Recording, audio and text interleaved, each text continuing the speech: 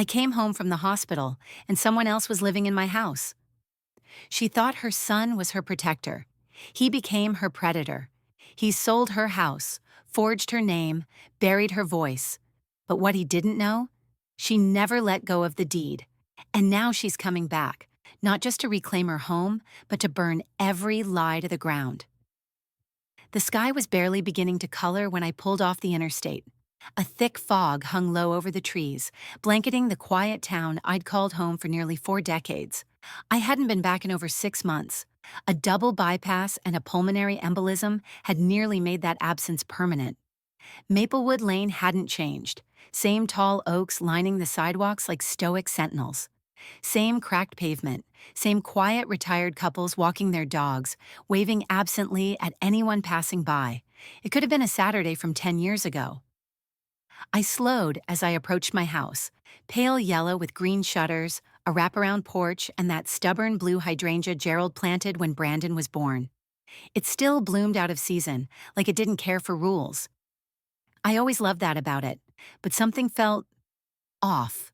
There was a brand new red SUV parked in the driveway, a toy tricycle near the porch. Wind chimes I didn't recognize clinked near the front window. A young woman stepped out onto the porch, barefoot, a coffee mug in one hand. She was wearing one of my old flannel robes. I blinked hard. Maybe I had the wrong house. Maybe the medication was still making my memory fuzzy. I parked down the street and walked up, suitcase in hand, breath sharp in my chest. The woman looked startled when she saw me. "Can I help you?" I stared at her, trying to find my voice. "I think there's been a mistake. This is my house." Her eyebrows drew together. She glanced behind her as if waiting for backup. "I'm sorry, no, this house belongs to my husband and me. We moved in 3 months ago." I couldn't breathe. "This is 14 Maplewood Lane." "Yes, ma'am." Ma'am, a polite dagger. I gripped the porch railing for balance. My fingers grazed a notch in the wood.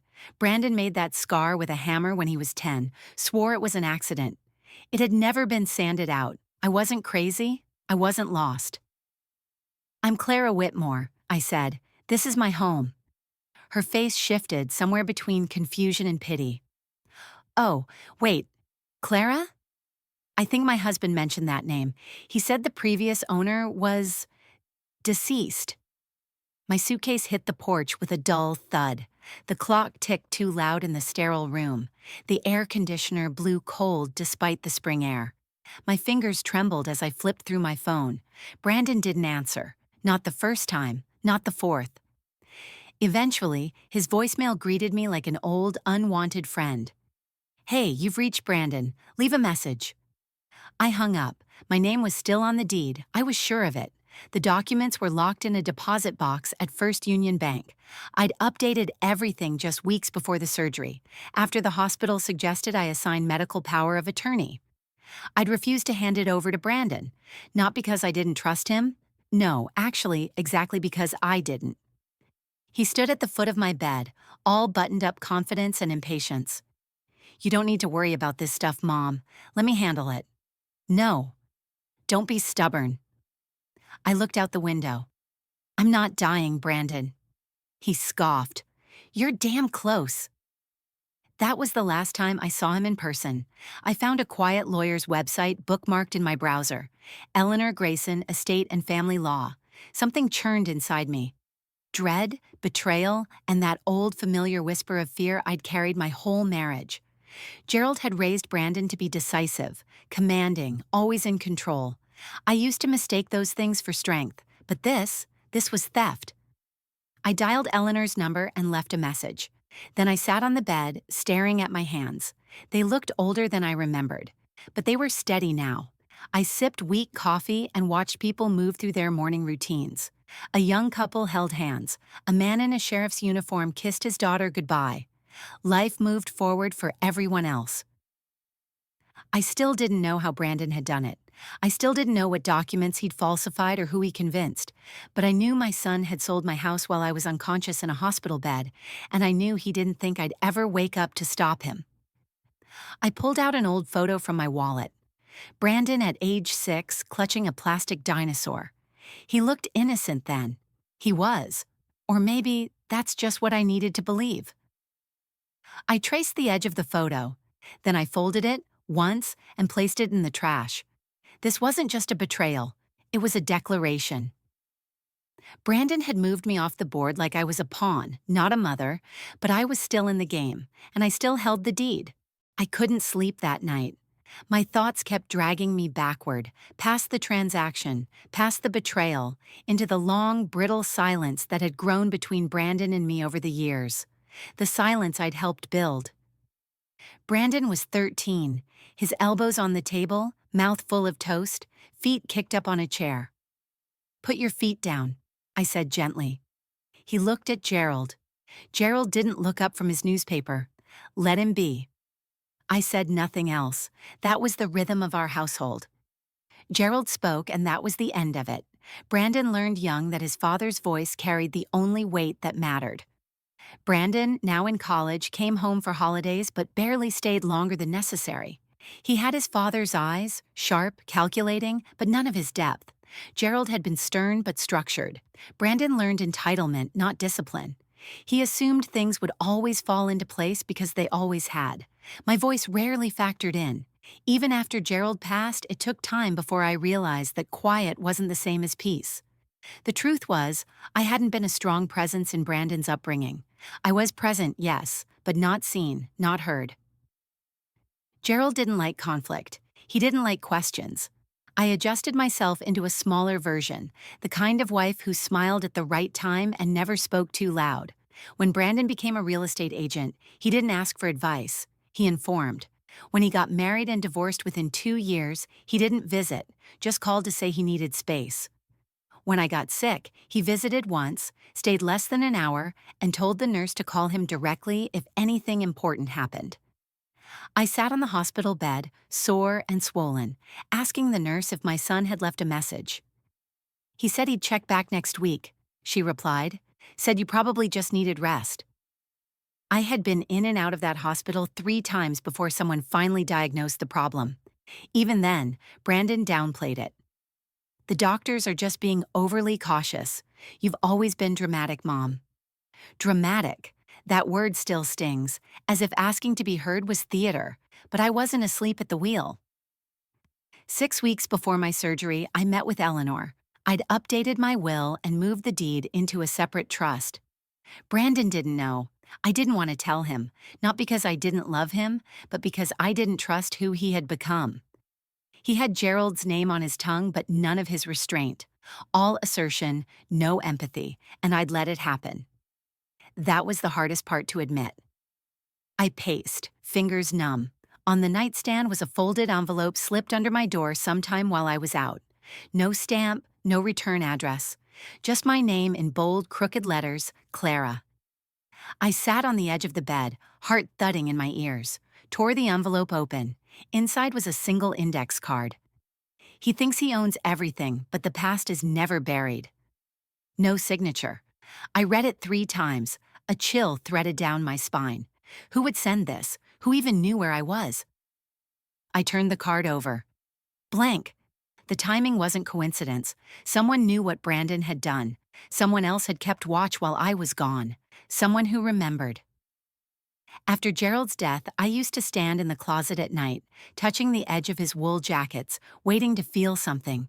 Grief, freedom, guilt. They all blended together eventually. Brandon rarely called. The house was silent except for the ticking of the grandfather clock and the occasional groan of aging pipes. I started writing in a journal, not for anyone to read, just to remember who I was without him, without them. Gerald had built the house. Brandon had walked through it like it belonged to him. But it was mine. Always had been. I stared at the note. The shadows in the room thickened around me. He thinks he owns everything. Not just property, not just paper. He thought he owned me, but the past is never buried. I folded the card and slid it into my suitcase. Carefully, like it was something sacred. Because I believed it now. There were things Brandon had buried, and I was ready to start digging. The doorman barely made eye contact as he let me in. I told him I didn't need an escort. My name alone was enough to get me upstairs, though not enough to be welcomed. The elevator opened into Brandon's apartment. It was sleek, glass, marble, and chrome. A sterile sort of wealth that didn't invite comfort. It smelled faintly of new leather and artificial citrus. Brandon stood near the kitchen island, sipping from a whiskey tumbler like he was already mid-conversation. "Mom," he said, smiling like I was an old colleague instead of the woman whose house he sold. I stayed near the door, one hand still clutching my coat. "We need to talk." He took another sip. "I figured you'd show up eventually." My eyes scanned the room. The furniture was designer, the art abstract, expensive but emotionless. Like Brandon had copied a magazine layout and called it home. "How did you sell my house?" I asked, voice low but firm. He gave a little shrug. "I had power of attorney." "You didn't." "Yes, I did." "No, Brandon, you didn't." He set the glass down and leaned back against the counter like he had all the time in the world. "You were in no condition to make decisions. Someone had to. That doesn't make it legal." He raised an eyebrow. "You really want to get into legalities right now?" Before I could respond, she entered the room. Lacey Monroe. Tall, poised, impossibly composed. She wore a white blouse tucked into tailored slacks and moved like she belonged in boardrooms. Her gaze was cool, distant, assessing. "This must be your mother," she said, offering a perfectly manicured hand. I didn't take it. "I didn't know we were expecting guests," she said to Brandon, who offered her a small smirk. I felt suddenly outnumbered. Not by bodies, by energy, by their shared certainty that I didn't matter anymore. Lacey poured herself sparkling water. "It's a misunderstanding," she said, more to me than to him. "Brandon told me everything was handled. I assumed the paperwork was in order?" "He forged it," I said. Lacey's hand paused mid-pour, a flicker of something unreadable in her expression. Brandon waved his hand. "Oh, come on. This is what I meant by dramatics." I stepped forward, my coat falling open, my voice gaining weight. "You had no right. And you know it." He dropped the smile then. "You've had your time, Mom," he said, voice hardening. "You lived in that house for 40 years. I'm just building my life now." There it was. The confession wrapped in justification, a rebranding of theft as progress. I stood still, felt my heart doing slow, painful somersaults. He didn't even flinch. Lacey looked away, suddenly interested in a stack of coasters. I nodded once and turned to leave. As I walked out, I slipped my hand into the lining of my coat and felt the cool curve of the key, my safe deposit box, tucked in an old jewelry case I hadn't opened since Gerald died. I'd retrieved it that morning, a part of me knowing I'd need it soon. I sat across from an old acquaintance, Henry Fields, who still worked in records at the county office. "You're saying he sold your house?" Henry asked. I nodded. Henry tapped a few keys, squinting at his screen. "Looks like the documents list you as the grantor, with Brandon as authorized agent, filed 3 months ago." "Let me see the signature." He printed the form. I stared at it. It looked like mine, but it wasn't. It was too smooth, too clean, too practiced. Henry frowned. "You didn't sign this?" "No." He scratched his beard. "Then he forged it. This is criminal, Clara." "I know." I opened the envelope Eleanor had couriered me. Inside were copies of my original deed transfer into the trust, dated and notarized 6 weeks before surgery. Ironclad. Brandon couldn't have known. I hadn't told him. I'd done it out of instinct, a flicker of fear that he'd one day use my silence against me. Turns out, I'd been right. What do you do when your child becomes the thing you feared in your husband? Brandon wasn't violent. He didn't yell. He didn't hit. He dismissed. He erased. He shaped the world around his convenience and called it truth. That was its own kind of violence. I sat in the small security room as the manager unlocked the box. Inside were copies of everything: my deed, my updated will, Gerald's death certificate, and a photo of Brandon at 10 holding a lopsided clay bowl he made me for Mother's Day. He had written, "To Mom." "You always make things whole again." I held the picture a long time. The boy in that photo didn't exist anymore, but I did, and I still held the deed. The brass nameplate on the frosted glass read, "Eleanor Grayson, Family and Estate Law." She hadn't changed much in the years since we'd last seen each other. Same sharp eyes behind gold-rimmed glasses, same meticulous bun, same firm handshake. Eleanor and I had gone to high school together. She'd once covered for me when I skipped gym class to read in the library. Now, decades later, she was the only person I trusted with my truth. "I need you to help me stop my son," I said. She didn't blink. "Let's start from the top." We sat across a long oak table. I handed her the folder I'd kept locked in my safe deposit box. She flipped through the documents carefully, my original deed, the trust paperwork, my notarized signature. "Clara, this deed is airtight," she said. "He never had access to this?" Number one kept everything sealed and updated before the surgery. She nodded slowly. Then whatever transaction Brandon processed, it wasn't legal. She typed rapidly into her laptop, pulling property transfer records from the state database. "Here's the title transfer. Dated 3 months ago. The power of attorney attached is—" She paused, squinting. "Clara, did you ever authorize a POA dated January 4th of last year?" "No." "That's what he used." She turned the screen toward me. My name, forged in an imitation of my cursive. Sloppy to me. Obvious, but likely enough to pass in a lazy clerk's stack of files. "The notary listed here doesn't even work in New York. This was rubber-stamped from out of state." It felt like ice spreading through my chest. My own son had rewritten my life with paper and ink. "How?" I whispered. Eleanor leaned back, her face tight. "He used old medical documentation to file an emergency POA application, claimed you were in cognitive decline, said he needed access to manage your care. I was recovering from surgery, that's it. He submitted progress notes from your primary care doctor, years old, and framed it like dementia." I looked down at my hands. They didn't feel like mine anymore. "He built a lie so neatly." Eleanor closed the laptop. "Then let's tear it apart." The injunction paperwork was thick, each page a shield between me and what Brandon had tried to erase. Eleanor filed it personally. "This halts any further movement on the property. It also freezes any financial activity tied to your estate." My head spun. "He'll know I'm coming." "He already does. This is just the part where you show him you're not afraid." The sun slanted through the blinds as Eleanor read through more financial records she'd pulled, using emergency access under the fraud statute. She stopped, her brow furrowed. "What is it?" "There's a second mortgage," she said, voice flat. My stomach dropped. "What?" "Brandon took out a second mortgage against your house, listed under your name using the same forged POA." She turned the monitor toward me again. $186,000, dispersed to Whitmore Realty Group. I felt my heart stutter. "That's his company. He said it was doing well." Eleanor's face was grim. "It's not. It's deeply in the red. He used your house as collateral to cover business losses." The betrayal widened, spread beyond property, beyond dignity.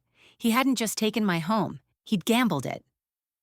I thought of the strangers now living in my kitchen, their child playing on the lawn I'd once planted tulips in. They had no idea they were pawns in a bigger lie. I covered my mouth, stunned. He sold my home to pay for a failing dream. Eleanor nodded slowly and lied to everyone along the way. I sat on the edge of the bed, the envelope of paperwork resting beside me. My phone buzzed. Brandon's name again. 5th call today. I let it ring. I wasn't ready for confrontation yet. I needed strategy. I needed proof. I needed to build what he thought I'd never manage. Leverage. On the motel desk was a notepad. I began writing everything I knew. Dates, conversations, fragments of memory. Not for Eleanor, not for court, for me. To remember that I wasn't invisible, that I'd always been here, seeing more than they thought. How many times had I let things slide to keep the peace? How often did I trade my instincts for their approval? This wasn't just Brandon's crime. It was the culmination of years I'd spent swallowing my voice. But now I had a paper trail, and the paper didn't lie. I sat cross-legged on the bed, surrounded by papers and documents, yet unable to touch a single one. Instead, I stared at an old, worn photograph, Gerald in his favorite navy suit, stiffly smiling, his hand resting on Brandon's tiny shoulder. The boy looked proud. I looked smaller. For the first time in years, I noticed how I'd positioned myself in that frame, just behind them, not beside them. Like I was waiting to be invited into my own family portrait. I held the picture for a long time before finally standing. I walked to the trash can, crumpled the photo slowly, deliberately, and dropped it inside. That small defiance made the silence in the room shift. My mother's hands smelled like starch and lemon soap. She folded napkins in perfect triangles every evening, placed them beside my father's plate. "Don't interrupt him at dinner," she'd whisper. "What if I have something to say?"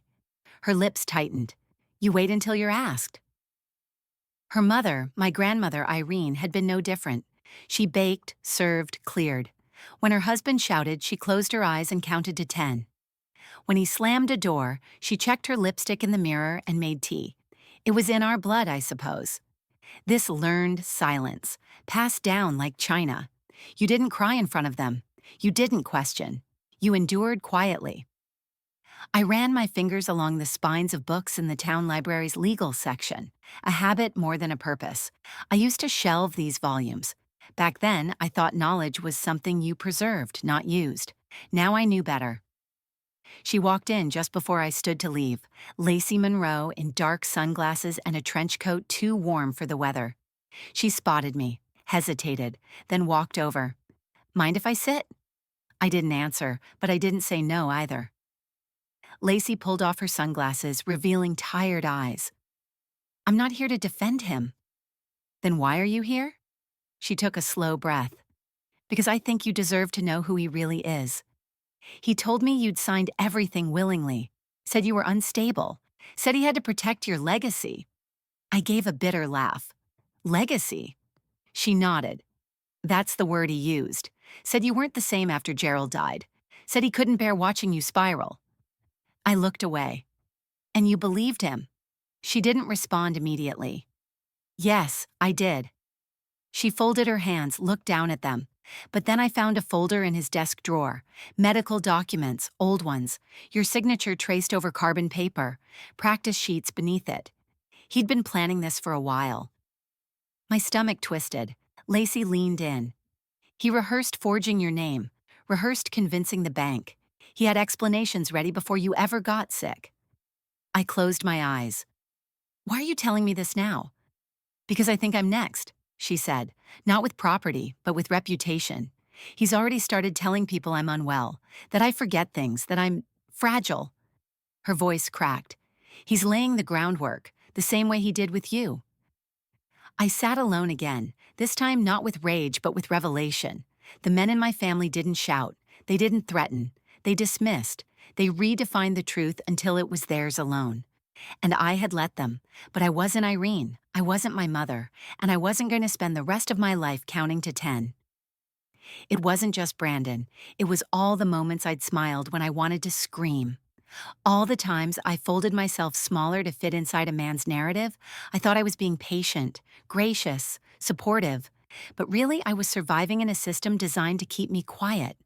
Now, with Brandon unraveling his life thread by thread, I could see the pattern for what it was, a generational inheritance of silence, and I was finally ready to break it. The room was neutral by design, gray carpet, beige chairs, walls painted the color of indecision. A long rectangular table sat at the center, flanked by high-backed leather chairs. On the table, a pitcher of water, a box of tissues, two thick folders, and the air of everything unspoken. Eleanor sat to my right, professional and unreadable. Across from us, two empty chairs waited. I stared at them until the door opened. Brandon walked in first, pressed shirt, tailored jacket, smugness trailing behind like cologne. He didn't look at me right away. His eyes scanned the space, settling briefly on Eleanor. Then he smiled. "Mom, you look well." I didn't respond. Behind him came Lacey, dressed simply in black, her face pale. She didn't meet my gaze either, instead sitting with the stillness of someone trying to disappear. Brandon dropped into his chair, lounging like it was a dinner party. "I'm not sure what this is about, but I assume it can be resolved quickly." Eleanor opened her folder. Brandon, this meeting is being recorded. Please refrain from dismissive language. We're here under formal mediation. He gave a sharp little laugh. Sure, let's be formal. I leaned forward. My voice was even. You forged my signature. You sold my house. You took out a second mortgage in my name to cover your failing company. That wiped the smile from his face. For a second. Then he shrugged. You don't understand the pressure I'm under. Everything I did to protect our family's legacy. You did it to protect yourself, I said. You were gone, Mom. You were in and out of hospitals. You didn't even know what year it was. That's a lie. It's not. I had doctors saying you were declining. You used paperwork from 5 years ago and found someone to notarize a lie. His jaw twitched. Eleanor slid a document across the table. We have a certified copy of the original deed placed in a trust. Clara never relinquished ownership. Any transaction conducted after is legally void.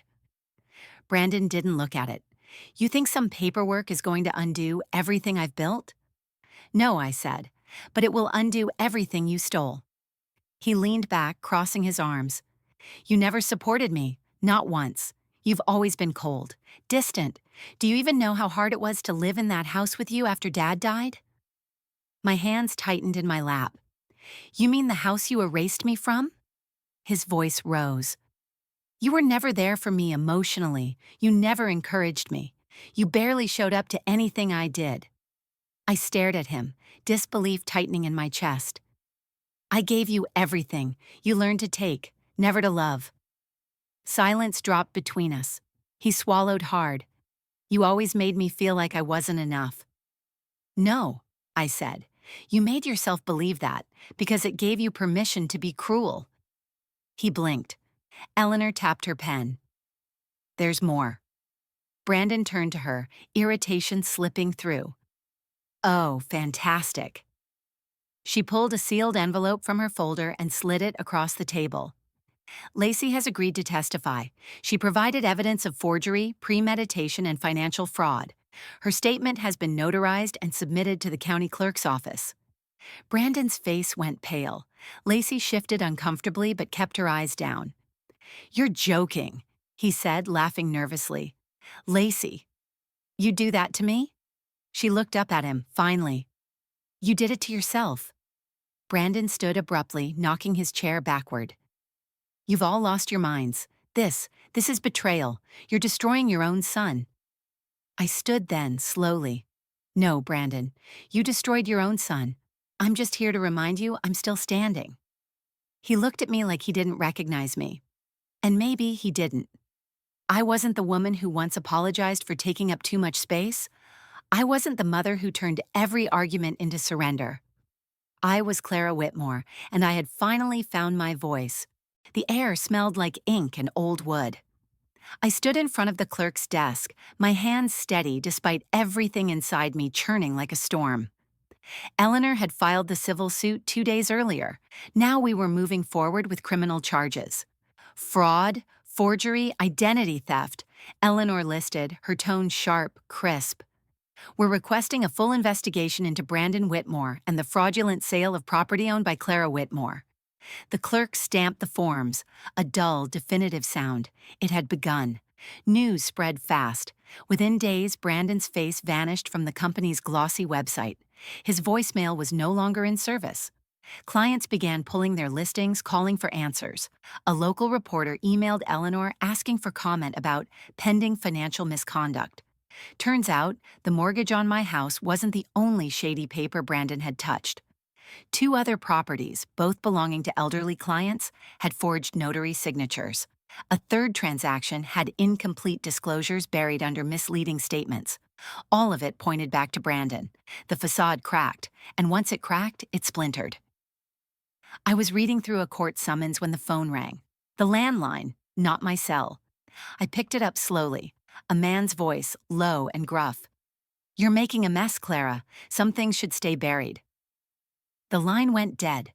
I sat there, phone in hand, pulse pounding. The room suddenly felt too small, the air too still. Eleanor called it intimidation. She reported it immediately, but I didn't sleep that night. 2 officers came by the motel, took a statement. One of them, Officer Ramirez, seemed genuinely concerned. We'll post extra patrols, but if you feel unsafe, we can arrange temporary relocation. I shook my head. I've already lost my home once. I'm not running. The break-in happened just after midnight. I heard the window snap inward, shattering glass and the sickening thud of a body landing on carpet. I reached for the lamp and flicked it on. The man froze in the center of the room. Hoodie, jeans, face obscured by a mask. He didn't expect me to be awake. Neither did he expect the scream I let loose. It was the kind of scream I'd never used before, the kind I'd buried since childhood.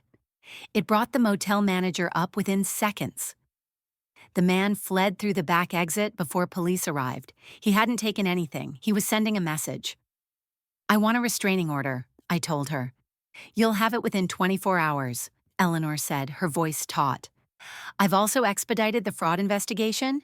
Brandon's brokerage is officially under audit. Do you think he sent that man? She hesitated.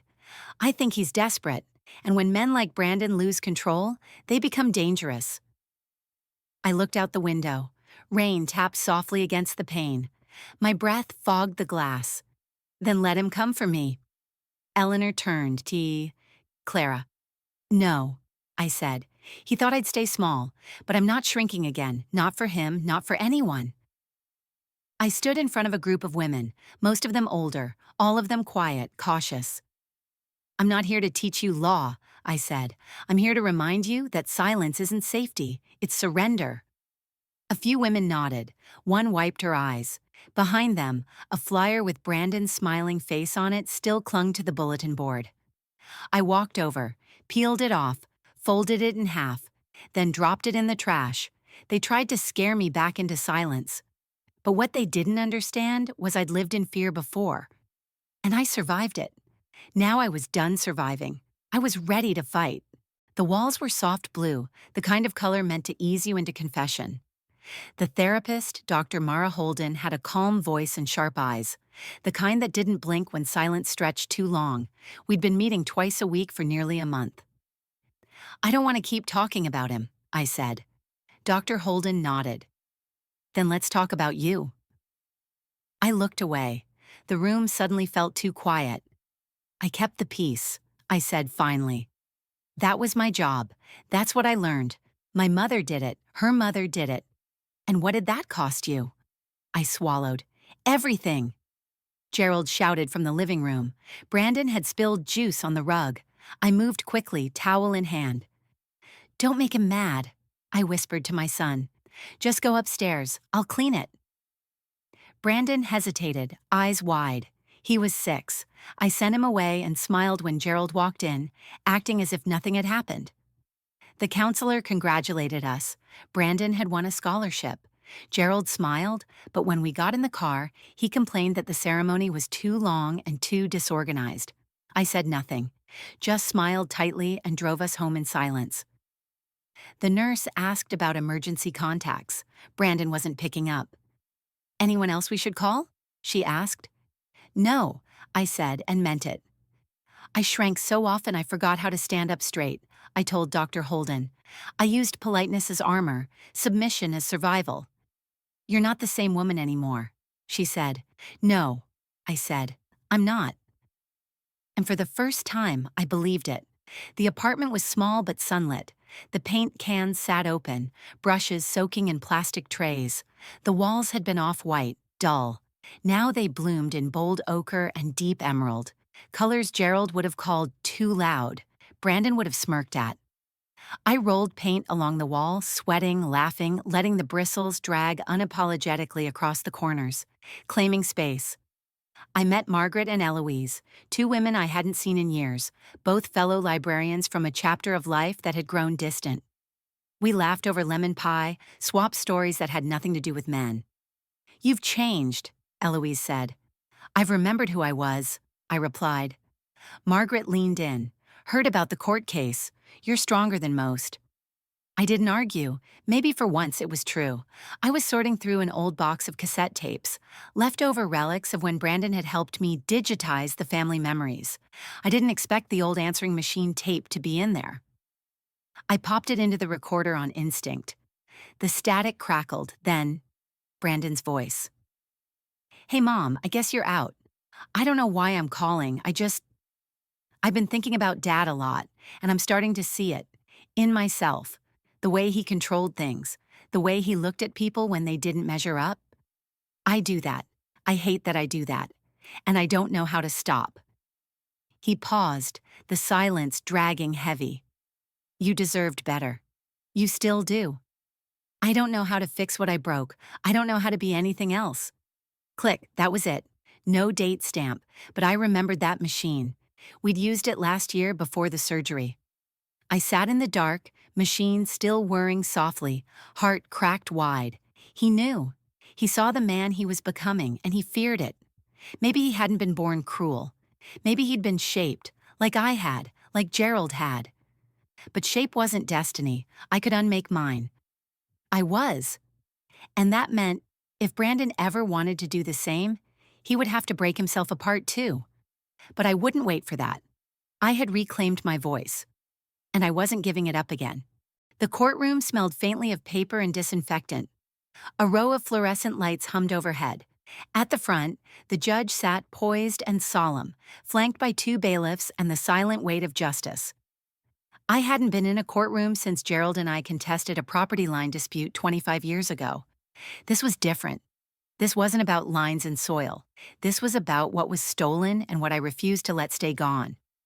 The prosecutor, a wiry woman named Dana Roth, rose as the bailiff called the court to order. Beside her, a stack of evidence files, my deed, Eleanor's affidavits, Lacey's signed testimony. Across the aisle sat Brandon, jaw tight, dressed in a navy suit 2 sizes too sharp for the man he now was. He didn't look at me. Dana opened. "Your Honor, the prosecution will prove that Brandon Whitmore committed multiple acts of fraud, forgery, and financial deception to illegally obtain, mortgage, and sell property belonging to his mother, Clara Whitmore, a vulnerable adult recovering from surgery and entirely unaware of the transactions conducted in her name." Brandon's defense attorney stood next, a man in his 40s with a silver tongue and polished charm. "My client acted under the belief he was doing what was best for his mother's interests during a time of medical uncertainty. Any missteps were administrative, never malicious." She walked to the witness chair like her feet were made of stone. "State your name for the record," the clerk said. "Lacey Monroe." Her voice quivered at first. Dana guided her through each question gently, carefully, like unspooling thread. "You lived with the defendant?" "Yes." "Did he ever discuss plans regarding his mother's property?" "Yes." "Did he ever mention having legal ownership?" She hesitated. "He said she wouldn't make it through surgery, that it was time to take the reins." Gasps murmured through the courtroom. Dana handed Lacey an envelope. "Do you recognize this?" Lacey nodded. "It's the practice sheets. He rehearsed her signature." "Did he forge her signature in your presence?" Lacey looked down, then up. "Yes." Brandon leaned toward his attorney, whispering harshly, his mask cracked. Brandon's attorney tried to discredit Lacey, asked about her motivations, implied she was bitter. Dana objected twice. The judge sustained both. Lacey didn't flinch. "I came forward because it was wrong," she said, "because silence is what he counts on." I walked to the witness chair slowly. Every eye in the courtroom followed me, but I kept mine on the judge. Dana stood beside me, calm and steady. "Mrs. Whitmore, did you ever sign over power of attorney to your son?" "No." "Did you authorize him to sell your house?" "No." "Were you mentally incapacitated at any time during the year the transaction occurred?" "No." She handed me a copy of the forged POA. "Is this your signature?" "No," I said, voice steady. "It's his best imitation of me, but it's not mine." "Tell the court how you discovered the sale?" "I came home from the hospital and strangers were living in my house. He never told me. He never warned me. He just erased me." A tremor crept into my voice, but I kept speaking. "I raised him.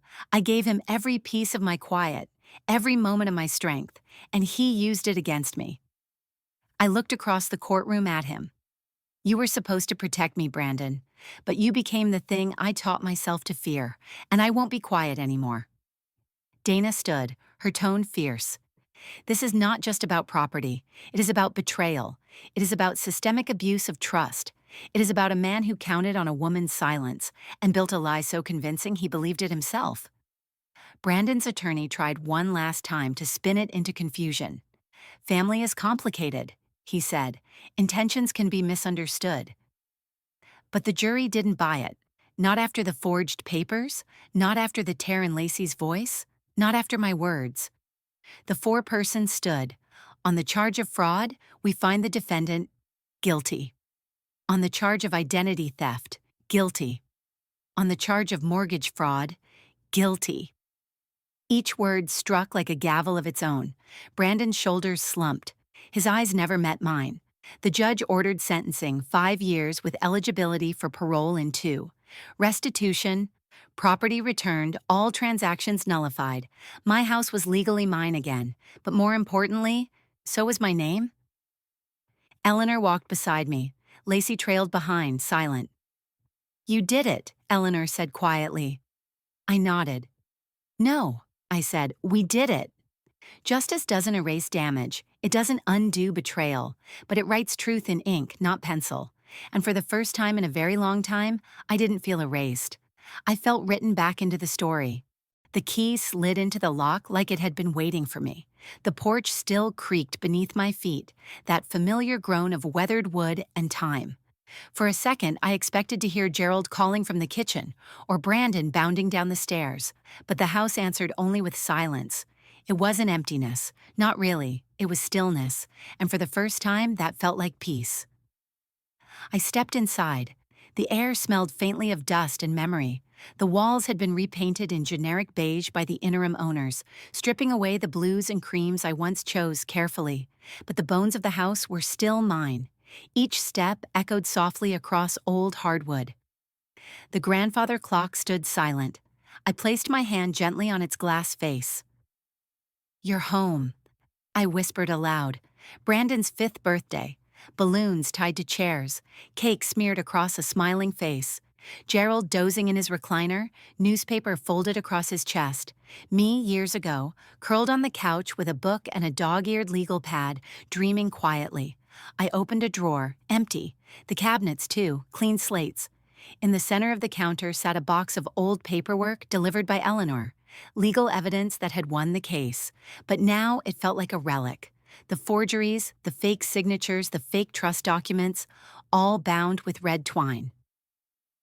I carried the box outside. I knelt on the patio near the hydrangea bush, now blooming wild and untrimmed. Struck a match, watched as each page curled, blackened, and vanished. Not for evidence, for release. Let the lies turn to smoke. Let the truth remain. The community room buzzed with low voices. Young women filled folding chairs, pens in hand, notebooks open. A new monthly class, Legal Literacy for Women, hosted by the newly reactivated Friends of the Library. I stood at the front beside a chalkboard, a stack of property law pamphlets at my side. I'm not a lawyer, I said, but I've learned enough to know what questions to ask. And that's where it starts. With questions, a girl near the back raised her hand. What made you decide to teach this? I thought for a moment. Because I spent too much of my life waiting for someone else to explain my rights, and I don't want you to wait that long. They nodded. Not all of them would remember every detail, but maybe one would walk away safer, stronger, louder. That was enough. Lacey sat across from me. She looked tired but softer somehow, as if the fight had lifted but the cost had finally caught up. I wasn't sure you'd want to see me, she said. I stirred my tea. You helped me. You didn't have to. She hesitated, reached into her bag, handed me a folded sonogram. The image was small, grainy, but unmistakable. I'm 10 weeks, she said. I blinked. Does Brandon know? No. Are you going to tell him? Her fingers trembled slightly around her cup. I don't know. I watched her, searching for judgment but finding only clarity. You don't owe him anything, I said. Not anymore. She exhaled. That's the first time anyone said that out loud. I looked down at the photo. A new life, a new question. He doesn't have to become his father, she said, but I won't raise another child in silence. No, I said, you won't. The house is quiet, but I am not. The world has not changed. Men still forge names. Women still bury their voices. But somewhere out there, a girl may one day write hers instead. Maybe Lacey will choose to raise that child without Brandon. Maybe she won't. But the cycle has cracked, and in that crack, light. I am Clara Whitmore, and I have built a life that cannot be sold. The sign on the bulletin board read, Voices After Silence, a circle for women 50 plus. We started with 6. 2 had fled emotionally abusive marriages. 1 was recovering from financial exploitation by her adult son. Another just needed to talk and be heard, for the first time in 30 years. We met every Thursday in the rec room of the local community center. Folded chairs in a loose circle, tea steeping in mismatched mugs, and a rule as old as survival. What is shared here stays here. Each week, more women came. Each one carried something heavy. Each one left a little lighter. It was the last Saturday of the season when I met him. Nate Beller. He stood behind a modest booth of hand-carved wooden sculptures. Animals, landscapes, abstract designs that somehow felt like memory made tangible. He wore suspenders and wire-rimmed glasses, a little gray at the temples, and kind eyes that didn't stare too long. "What's this one?" I asked, pointing to a sculpture that looked like a wave frozen mid-crash. He smiled. "That one's called Reckoning. Took me 3 months. Couldn't get the curve right." "It's beautiful," I said. He nodded. "So was my daughter's bank account before your son got to it." My smile faltered. He met my gaze, no bitterness in his tone, just fact. She thought she was investing in a future. Brandon made it sound perfect. She was 26, too trusting. He walked away with most of her savings. "I'm sorry," I said quietly. He shrugged. "She's okay now. Smarter, stronger." There was a long pause between us. Not uncomfortable, just true. "I know what it's like to lose something you thought was yours forever," he said. We didn't exchange phone numbers, just names, but he started coming to the support group 2 weeks later. Quiet at first, then steady, not leading, just listening, showing up. She was older, thin, with ribs like piano keys and eyes too big for her frame. A greyhound left behind after the races ended, tired of being fast. The shelter worker said her name was Tess, but I didn't think that fit. "She's gentle," the woman said, "and loyal. She won't bark, but she'll stay close." I crouched down, letting her sniff my hand. "I'll call her Justice," I whispered. She wagged her tail once. The circle had grown to 18 women. Some brought baked goods. Others brought memories too jagged to name. We sat and shared, laughed and cried, and sometimes just listened. One woman brought her divorce decree and tore it up in front of us. Another read a letter to her adult son she never planned to send. Nate came every week, helping set up chairs, staying late to clean up. Sometimes he carved tokens for the women, small birds, feathers, tree roots, something to hold on to. He gave me one too, a simple wooden flame. "You kept the fire," he said, "not romance, not rescue, just quiet company, steady as breath." Justice lay curled by the fireplace. The room glowed amber with soft lamplight. My walls, once bare, now held paintings by women from the group and 2 of Nate's carvings. I brewed tea, moved slowly, peacefully. There was no longer a hole in my life, just new shapes, new spaces. Family isn't always made by blood. Sometimes it's made in the ashes, in carved wood and soft chairs and shared silence. It's women who refuse to disappear. It's a greyhound who leans into your leg without a sound. It's a man who doesn't apologize for what his child suffered, but offers a quiet mirror to your own. This is my new home, not just the house, the life inside it. The cursor blinked steadily on the screen, waiting.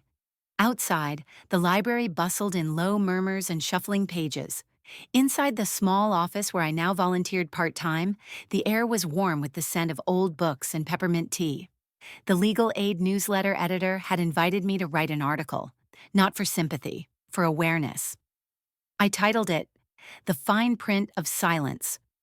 The words came slowly, deliberately, I wrote of inheritance, not of money, but of silence, of how some women are trained to nod instead of speak, to wait instead of act, and how that silence becomes so familiar you mistake it for safety until it takes your name, your home, your dignity.